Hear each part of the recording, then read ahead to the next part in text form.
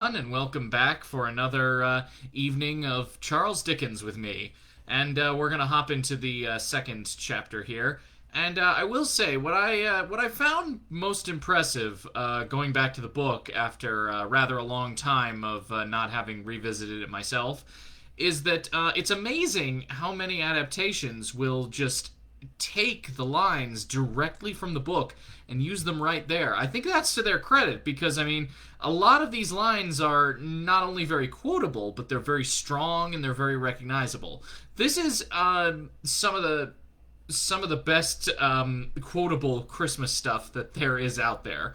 So I'm very happy to be sharing it again this year. So we're gonna hop into chapter 2 now, which, as many of us know, revolves around the ghost of Christmas past. So here we go. Chapter 2: The First of the Three Spirits. When Scrooge awoke, it was so dark that looking out of bed he could scarcely distinguish the transparent window from the opaque walls of his chamber. He was endeavoring to pierce the darkness with his ferret eyes when the chimes of a neighboring church struck the 4 quarters, so he listened for the hour. To his great astonishment, the heavy bell went on from 6 to 7, and from 7 to 8, and regularly up to 12, then stopped. 12? It was past 2 when he went to bed. The clock was wrong. An icicle must have gotten into the works. 12? He touched the spring of his repeater to correct this most preposterous clock. Its rapid little pulse beat 12, and stopped. "Why, it isn't possible," said Scrooge, "that I can have slept through a whole day and far into another night. It isn't possible that anything has happened to the sun, and that this is 12 at noon." The idea being an alarming one, he scrambled out of bed and groped his way to the window. He was obliged to rub the frost off with the sleeve of his dressing gown before he could see anything, and he could see very little then. All he could make out was that it was still very foggy and extremely cold, and that there was no noise of people running to and fro, and making a great stir, as there unquestionably would have been if night had beaten off bright day and taken possession of the world. This was a great relief, because 3 days after sight of this first of exchange pay to Mr. Ebenezer Scrooge or his order, and so forth, would have become a mere United States security if there were no days to count by. Scrooge went to bed again, and thought, and thought, and thought it over and over and over, and could make nothing of it. The more he thought, the more perplexed he was, and the more he endeavored not to think, the more he thought.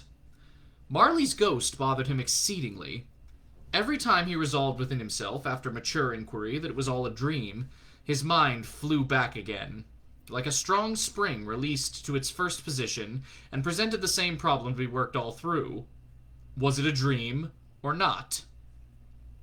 Scrooge lay in this state until the chimes had gone 3 quarters more, when he remembered, on a sudden, that the ghost had warned him of a visitation when the bell tolled 1.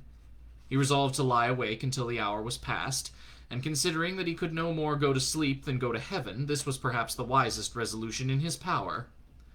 The quarter was so long that he was more than once convinced he must have sunk into a doze unconsciously, and missed the clock. At length it broke upon his listening ear. "Ding-dong!" "A quarter past," said Scrooge, counting. "Ding-dong!" "Half-past," said Scrooge. "Ding-dong!" "A quarter to it," said Scrooge. "Ding-dong!" "The hour itself," said Scrooge triumphantly. "And nothing else." He spoke before the hour bell sounded, which it now did with a deep, dull, hollow, melancholy 1. Light flashed up in the room upon the instant, and the curtains of his bed were drawn. The curtains of his bed were drawn aside, I tell you, by a hand. Not the curtains at his feet, nor the curtains at his back, but those to which his face was addressed. The curtains of his bed were drawn aside, and Scrooge, starting up into a half-recumbent attitude, found himself face to face with the unearthly visitor who drew them. As close to it as I am now to you, and I am standing in the spirit at your elbow. It was a strange figure, like a child, yet not so like a child as like an old man viewed through some supernatural medium, which gave him the appearance of having receded from the view, and being diminished to a child's proportions. Its hair, which hung about its neck and down its back, was white as if with age, and yet the face had not a wrinkle on it, and the tenderest bloom was on the skin. The arms were very long and muscular, the hands the same, as if its hold were of uncommon strength. Its legs and feet, most delicately formed, were, like those upper members, bare. It wore a tunic of the purest white, and round its waist was bound a lustrous belt, the sheen of which was beautiful. It held a branch of fresh green holly in its hand, and in singular contradiction of that wintry emblem, had its dress trimmed with summer flowers. But the strangest thing about it was, that from the crown of its head there sprung a bright clear jet of light, by which all this was visible, and which was doubtless the occasion of its using, in its duller moments, a great extinguisher for a cap, which it now held under its arm. Even this, though, when Scrooge looked at it with increasing steadiness, was not its strangest quality, for as its belt sparkled and glittered now in one part and now in another, and what was light one instant at another time was dark, so the figure itself fluctuated in its distinctness, being now a thing with one arm, now with one leg, now with 20 legs, now a pair of legs without a head, now a head without a body, of which dissolving parts no outline would be visible in the dense gloom wherein they melted away. And in the very wonder of this, it would be itself again, distinct and clear as ever. "Are you the spirit, sir, whose coming was foretold to me?" asked Scrooge. "I am." The voice was soft and gentle, singularly low, as if instead of being so close beside him, it were at a distance. "Who and what are you?" Scrooge demanded. "I am the ghost of Christmas past." "Long past?" inquired Scrooge, observant of its dwarfish stature. "No, your past." Perhaps Scrooge could not have told anybody why, if anybody could have asked him, but he had a special desire to see the spirit in his cap, and begged him to be covered. "What?" exclaimed the ghost. "Would you so soon put out with worldly hands the light I give? Is it not enough that you are one of those whose passions made this cap, and force me through whole trains of years to wear it low upon my brow?" Scrooge reverently disclaimed all intention to offend, or any knowledge of having wilfully bonneted the spirit at any period of his life. He then made bold to inquire what business brought him there. "Your welfare," said the ghost. Scrooge expressed himself much obliged, but could not help thinking that a night of unbroken rest would have been far more conducive to that end.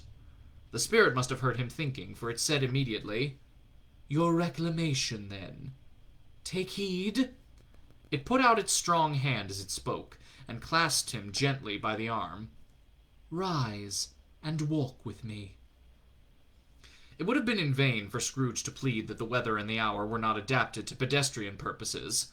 That bed was warm, and the thermometer a long way below freezing, and he was clad but lightly in his slippers, dressing-gown, and nightcap, and that he had a cold upon him at that time. The grasp, though gentle as a woman's hand, was not to be resisted. He rose, but finding that the spirit made towards the window, clasped its robe in supplication. "I am a mortal," Scrooge remonstrated, "and liable to fall." "Bear but a touch of my hand there," said the spirit, laying it upon his heart, "and you shall be upheld in more than this." As the words were spoken, they passed through the wall, and stood upon an open country road, with fields on either hand.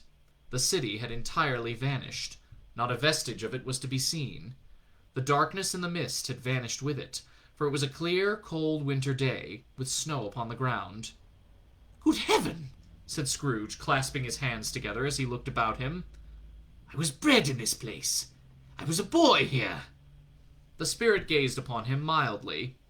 Its gentle touch, though it had been light and instantaneous, appeared still present to the old man's sense of feeling.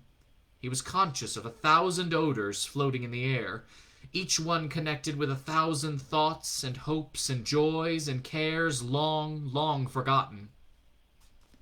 "Your lip is trembling," said the ghost. "And what is that upon your cheek?" Scrooge muttered, with the usual catching in his voice, that it was a pimple, and begged the ghost to lead him where he would. "You recollect the way?" inquired the spirit. "Remember it?" cried Scrooge with fervor. "I could walk it blindfold." They walked Strange to have forgotten it for so many years, observed the ghost. Let us go on. They walked along the road, Scrooge recognizing every gate and post and tree, until a little market town appeared in the distance, with its bridge, its church, and winding river. Some shaggy ponies were now seen trotting towards them with boys upon their backs, who called to other boys in country gigs and carts driven by farmers. All these boys were in great spirits and shouted to each other until the broad folds were so full of merry music that the crisp air laughed to hear it. "These are but shadows of the things that have been," said the ghost. "They have no consciousness of us." The jocund travelers came on, and as they came, Scrooge knew and named every one of them. Why, he was rejoiced beyond all bounds to see them. Why did his cold eye glisten and his heart leap up as they went past? Why was he filled with gladness when he heard them give each other Merry Christmas, as they parted at crossroads and byways for their several homes? What was Merry Christmas to Scrooge? Out upon Merry Christmas! What good had it ever done to him? "The school is not quite deserted," said the ghost. "A solitary child, neglected by his friends, is left there still." Scrooge said he knew it, and he sobbed. They left the high road by a well-remembered lane, and soon approached a mansion of dull red brick, with a little weathercock-surmounted cupola on the roof, and a bell hanging in it. It was a large house, but one of broken fortunes, for the spacious offices were little used, their walls were damp and mossy, their windows broken, and their gates decayed. Fowls clucked and strutted in the stables, and the coach-houses and sheds were overrun with grass. Nor was it more retentive of its ancient state within, for entering the dreary hall and glancing through the open doors of many rooms, they found them poorly furnished, cold, and vast. There was an earthy savor in the air, a chilly bareness in the place, which associated itself somehow with too much getting up by candlelight, and not too much to eat. They went, the ghost and Scrooge, across the hall to a door at the back of the house. It opened before them, and disclosed a long, bare, melancholy room, made barer still by lines of plain deal forms and desks. At one of these, a lonely boy was reading near a feeble fire, and Scrooge sat down upon a form and wept to see his poor forgotten self as he had used to be. Not a latent echo in the house, nor a squeak and scuffle from the mice behind the paneling, not a drip from the half-thawed waterspout in the dull yard behind, not a sigh among the leafless boughs of one despondent poplar, not the idle swinging of an open storehouse door, no, nor not a clicking in the fire, but fell upon the heart of Scrooge with softening influence, and gave a freer passage to his tears. The spirit touched him on the arm and pointed to his younger self, intent upon his reading.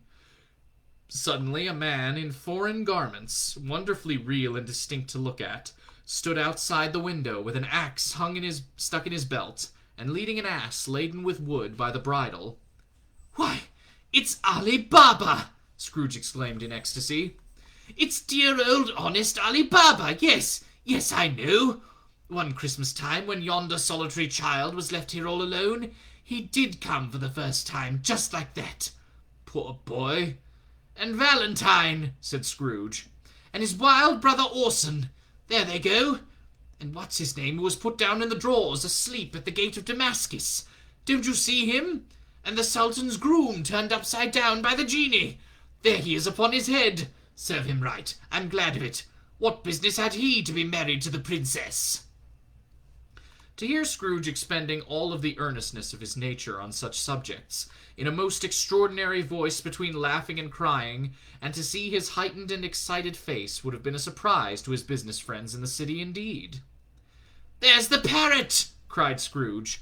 "Green body and yellow tail, with a thing like a lettuce growing out of the top of his head. There he is.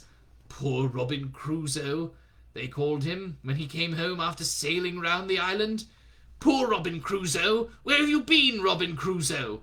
The man thought he was dreaming, but he wasn't. It was the parrot, you know. There goes Friday, running for his life to the little creek. Hello! Whoop! Hello!"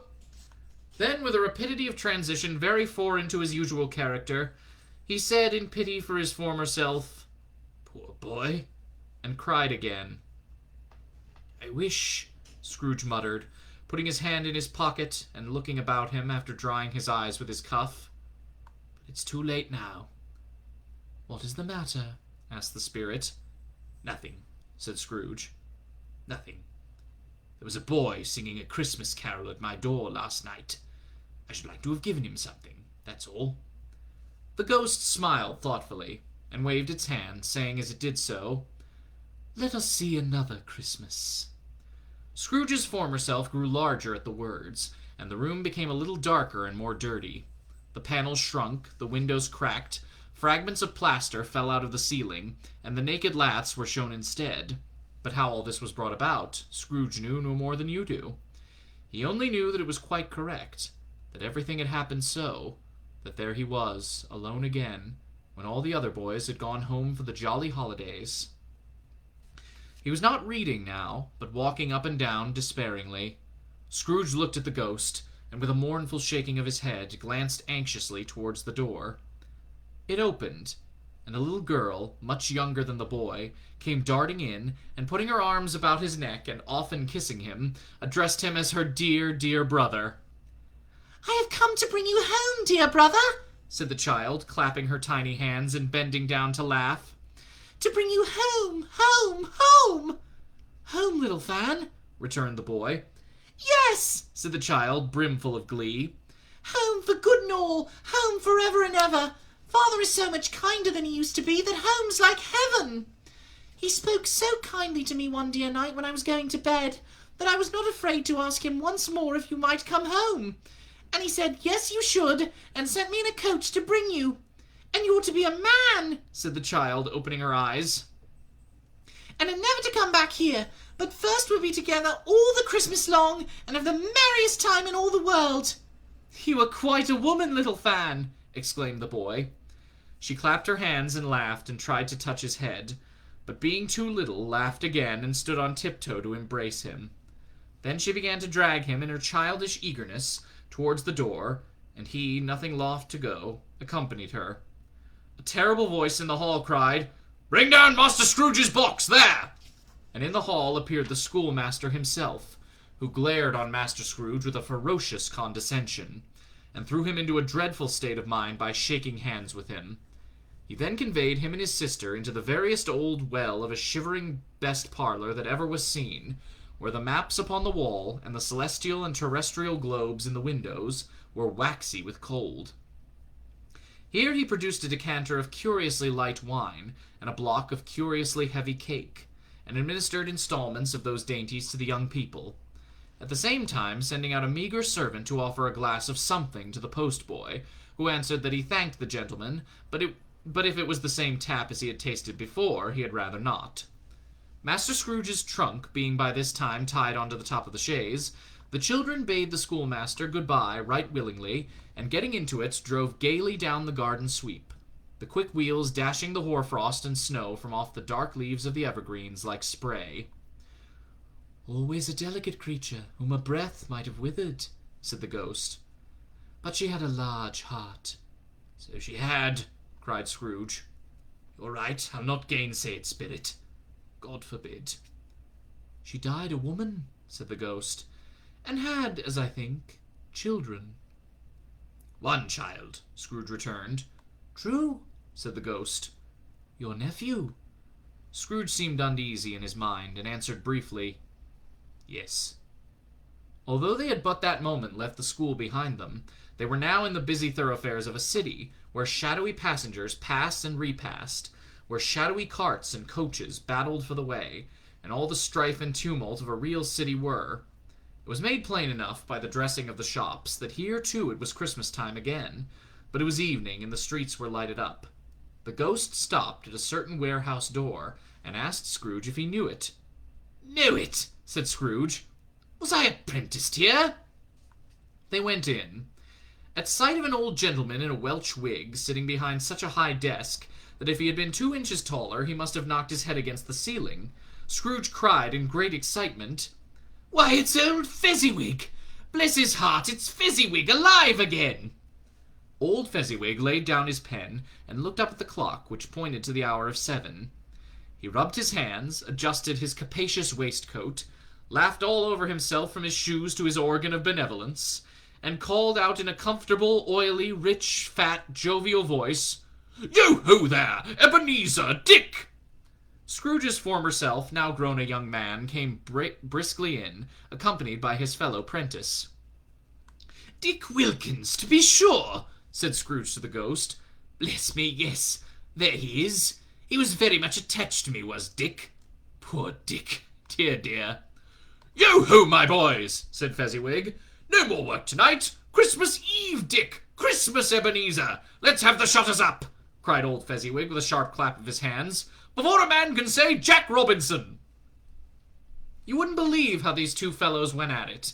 They charged into the street with the shutters. 1, 2, 3, had 'em up their places. 4, 5, 6, barred 'em and pinned 'em. 7, 8, 9, and came back before you could have got to 12, panting like racehorses. "Hilly-ho!" cried old Fezziwig, skipping down from the high desk with wonderful agility. "Clear away, my lads, and let's have lots of room here. Hilly-ho, Dick! Chin up, Ebenezer!" Clear away? There was nothing they wouldn't have cleared away, or couldn't have cleared away, with old Fezziwig looking on. It was done in a minute. Every movable was packed off, as if it was dismissed from public life for evermore. The floor was swept and watered, the lamps were trimmed, fuel was heaped upon the fire, and the warehouse was as snug and warm and dry and bright as a ballroom as you would desire to see upon a winter's night. In came a fiddler with a music book, and went up to the lofty desk, and made an orchestra of it, and tuned like 50 stomach aches. In came Mrs. Fezziwig, one vast substantial smile. In came the 3 Miss Fezziwigs, beaming and lovable. In came the 6 young followers whose hearts they broke. In came all the young men and women employed in the business. In came the housemaid with her cousin, the baker. In came the cook with her brother's particular friend, the milkman. In came the boy from over the way, who was suspected of not having board enough from his master, trying to hide himself behind the girl from next door but one, who was proved to have her ears pulled by her mistress. In they all came, one after another, some shyly, some boldly, some gracefully, some awkwardly, some pushing, some pulling. In they all came, anyhow and everyhow. Away they all went, 20 couple at once, hands half round and back again the other way, down the middle and up again, round and round the various stages of affectionate grouping. Old top couple always turning up in the wrong place, new top couple starting off again as soon as they got there, all top couples at last and not a bottom one to help them. When this result was brought about, old Fezziwig, clapping his hands to stop the dance, cried out, "Well done!" And the fiddler plunged his hot face into a pot of porter, especially provided for that purpose. But scorning rest upon his reappearance, he instantly began again, though there were no dancers yet, as if the other fiddler had been carried home exhausted on a shutter, and he were a brand new man resolved to beat him out of sight or perish. There were more dancers, and there were forfeits, and more dances, and there was cake, and there was negus, and there was a great piece of cold roast, and there was a great piece of cold boiled, and there were mince pies and plenty of beer. But the great effect of the evening came after the roast and boiled, when the fiddler, an artful dog, mind, the sort of man who knew his business better than you or I could have told it him, struck up Sir Roger de Coverley. Then old Fezziwig stood out to dance with Mrs. Fezziwig. Top couple, too, with a good stiff piece of work cut out for them. 3 or 4 and 20 pair of partners, people who were not to be trifled with, people who would dance and had no notion of walking. But if they had been twice as many, 4 times, old Fezziwig would have been a match for them, and so would Mrs. Fezziwig. As to her, she was worthy to be his partner in every sense of the term. If that's not high praise, tell me higher, and I'll use it. A positive light appeared to issue from Fezziwig's calves. They shone in every part of the dance like moons. You couldn't have predicted at any given time what would become of 'em next. And when old Fezziwig and Mrs. Fezziwig had gone all through the dance, advance and retire, hold hands with your partner, bow and curtsy, corkscrew, thread the needle, and back again to your place, Fezziwig cut so deftly that he appeared to wink with his legs, and came upon his feet again without a stagger. When the clock struck 11, this domestic ball broke up. Mr. and Mrs. Fezziwig took their stations, one on either side of the door, and shaking hands with every person individually as he or she went out, wished him or her a Merry Christmas. When everybody had retired but the 2 prentices, they did the same to them. and thus the cheerful voices died away, and the lads were left to their beds, which were under a counter in the back shop. During the whole of this time, Scrooge had acted like a man out of his wits. His heart and soul were in the scene, and with his former self. He corroborated everything, remembered everything, enjoyed everything, and underwent the strangest agitation. It was not until now, when the bright faces of his former self and Dick were turned from them, that he remembered the ghost, and became conscious that it was looking full upon him, while the light upon its head burnt very clear. "A small matter," said the ghost, "to make these silly folks so full of gratitude." "Small?" echoed Scrooge. The spirits signed to him to listen to the two apprentices, who were pouring out their hearts in praise of Fezziwig, and when he had done so, said, "Why, is it not? He has spent but a few pounds of your mortal—" Oh, I'm sorry, that was the spirit. My bad. "Why, is it not? He has spent but a few pounds of your mortal money, 3 or 4, perhaps. Is that so much that he deserves this praise?" "It isn't that," said Scrooge, heated by the remark, and speaking unconsciously like his former, not his latter, self. "It isn't that, spirit. He has the power to render us happy or unhappy, to make our service light or burdensome, a pleasure or a toil. Say that his power lies in words and looks, in things so slight and insignificant that it is impossible to add and count 'em up. What then? The happiness he gives is quite as great as if it's cost a fortune." He felt the spirit's glance and stopped. "What is the matter?" asked the ghost. "Nothing particular," said Scrooge. "Something, I think," the ghost insisted. "No," said Scrooge. "No. I should like to be able to say a word or two to my clerk just now. That's all." His former self turned down the lamps as he gave utterance to the wish, and Scrooge and the ghost again stood side by side in the open air. "My time grows short," observed the spirit. "Quick." This was not addressed to Scrooge or to anyone that he could see, but it produced an immediate effect. For again Scrooge saw himself. He was older now, a man in the prime of life. His face had not the harsh and rigid lines of later years, but it had begun to wear the signs of care and avarice. There was an eager, greedy, restless motion in the eye, which showed the passion that had taken root, and where the shadow of the growing tree would fall. He was not alone, but sat by the side of a fair young girl in a mourning dress, in whose eyes there were tears, which sparkled in the light that shone out of the ghost of Christmas past. "It matters little," she said softly. To you, very little.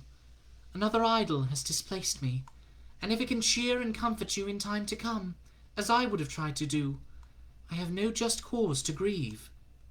"What idol has displaced you?" he rejoined. "A golden one." "This is the even-handed dealing of the world," he said.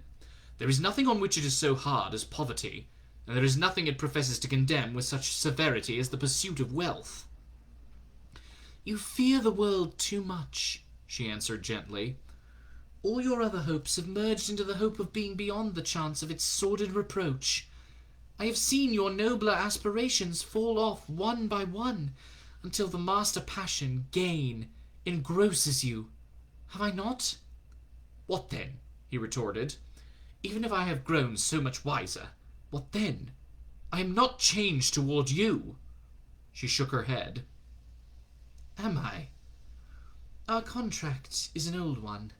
It was made when we were both poor and content to be so, until in good season we could improve our worldly fortune by our patient industry. You are changed. When it was made, you were another man." "It was a boy," he said impatiently. "Your own feeling tells you that you were not what you are," she returned. "I am. That which promised happiness when we were one in heart is fraught with misery now that we are two. How often and how keenly I have thought of this, I will not say. It is enough that I have thought of it, and can release you." "Have I ever sought released?" "In words, no. Never." "In what, then?" "In a changed nature, in an altered spirit, in another atmosphere of life, another hope as its great end. In everything that made my love of any worth or value in your sight. If this had never been between us," said the girl, looking mildly but with steadiness upon him, "tell me, would you seek me out and try to win me now? Ah, no.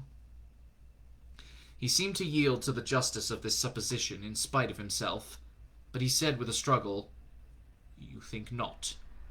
I would gladly think otherwise if I could, she answered. Heaven knows. When I have learned a truth like this, I know how strong and irresistible it must be. But if you were free today, tomorrow, yesterday, can even I believe that you would choose a dowerless girl? You, who in your very confidence with her, weigh everything by gain, or choosing her, if for a moment you were false enough to your guiding principle to do so, do I not know that your repentance and regret would surely follow? I do, and I release you, with a full heart, for the love of him you once were. He was about to speak, but with her head turned from him, she resumed. You may, the memory of what is past half makes me hope you will, have pain in this, a very, very brief time, and you will dismiss the recollection of it gladly, as an unprofitable dream, from which it happened well that you awoke. May you be happy in the life you have chosen. She left him, and they parted. "Spirit," said Scrooge, "show me no more. Conduct me home. Why do you delight to torture me?"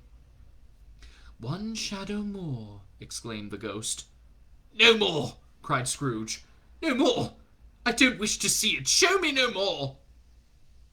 But the relentless ghost pinioned him in both his arms and forced him to observe what happened next.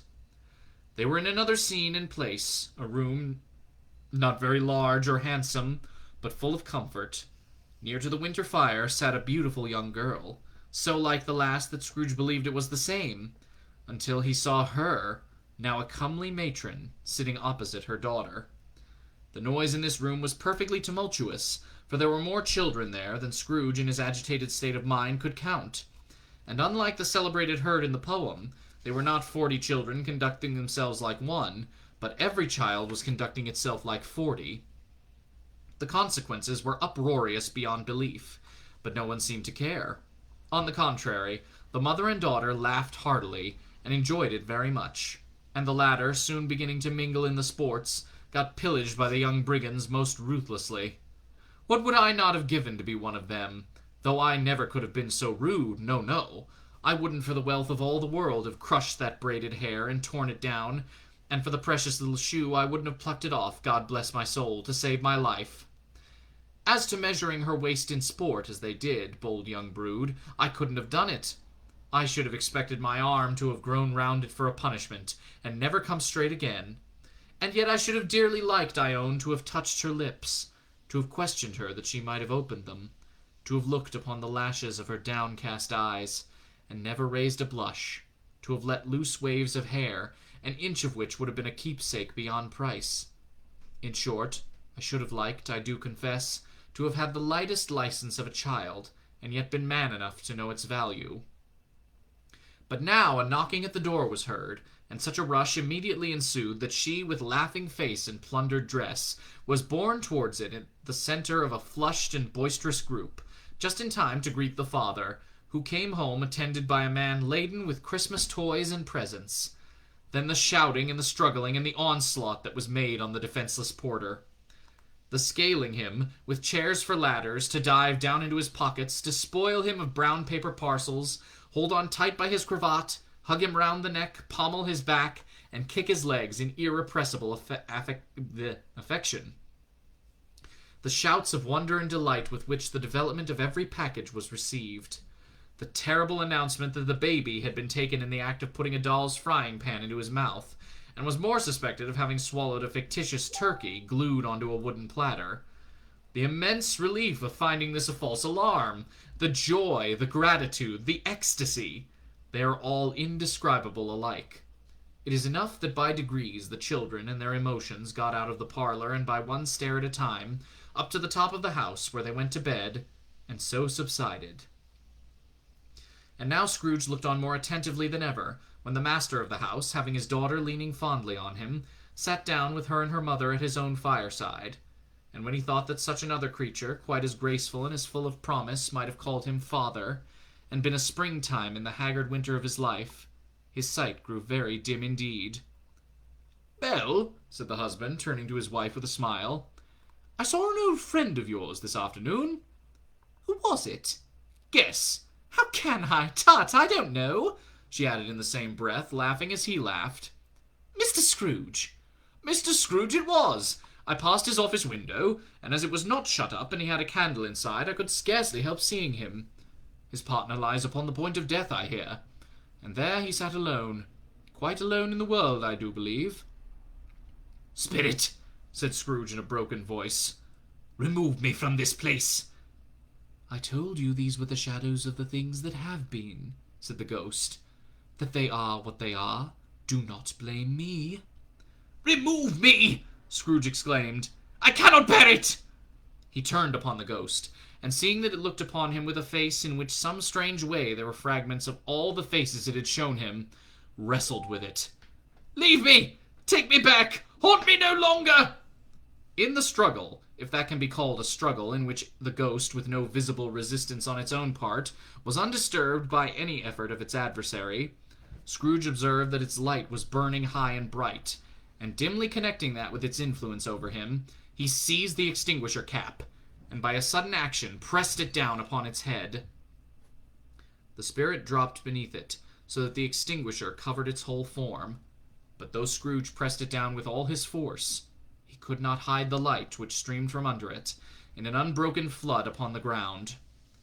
He was conscious of being exhausted and overcome by an irresistible drowsiness, and further of being in his own bedroom. He gave the cap a parting squeeze, in which his hand relaxed, and had barely time to reel to bed before he sank into a heavy sleep. And there we are. That's the visitation of the ghost of Christmas past. Tune in again tomorrow, and we will continue with the next chapter and be visited by the ghost of Christmas present. Until then, stay safe, stay healthy, and I'll see you all tomorrow. Bye, everyone.